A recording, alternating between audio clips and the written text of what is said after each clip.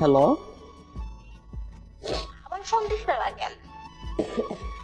আচ্ছা আচ্ছা, তুমি মানে আমার সাথে মানে এইরকম কেন করতেছো বলো? আমি কি তোমার সাথে কিছু করছি? এরকম কষ্ট দাও কেন আমাকে বলো? হ্যাঁ, এখানে কষ্টের কি হয়েছে তুমি বোঝো না? দুদিন পর আমার বিয়া। মানুষ কি ভাববে কথা বলে ফোনে? বিয়া মানে? তোমার বিয়ে তো আমার কি হবে এখন? আমি আমি কিভাবে থাকবো আমার লাইফ, মানে আমি সারাটা জীবন আমি কিভাবে থাকবো একলা? তুমি এটা বোঝো? তুমি কি বুঝবা ভালোবাসা কি জিনিস? তুমি বোঝো না। আজকে বুঝলে এই কথাটা তুমি বলতা না, ঠিক আছে? আমি বুঝি না, আমি তোর সাথে টাইম পাস করছি, 5টা বছর টাইম পাস করছি, বুঝো তুমি? টাইম পাস করছি, আমি বুঝি না ভালোবাসা, কিছু বুঝি না আমি।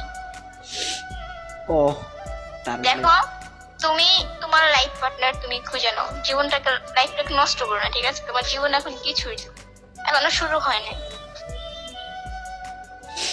এখনো শুরু হয় নাই? হ্যাঁ, এটা ঠিক কথা বলছো, এখনো শুরুই হয় নাই। জানো, আমি আমার জীবনে আমি সবই পাইছি, ঠিক আছে, কিন্তু আমি একটা জিনিস পাই নাই, সেটা হচ্ছে তুমি। জানো, তুমি কি বুঝবা ছেলেদের মন কতটা কষ্টকর? তুমি জানো সেটা তুমি জীবনও বুঝবা না, কারণ তোমরা তো কি বলবো আর, বেঈমান, ঠিক আছে? Enough, অনেক বলছো।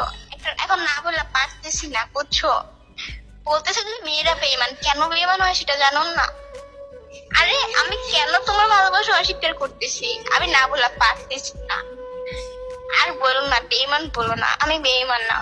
বেঈমান তো আমার মা বাবা, যার মেয়ের সুখ বোঝে না, অন্যের হাতে তুলে দেয়। আমি এখানে সুখী থাকবো না। আমি না খেয়ে থাকলে তোমার কাছে ভালো থাকতাম, বোঝে না। জানো আমি তোমার কেন ভালোবাসা অস্বীকার করছি?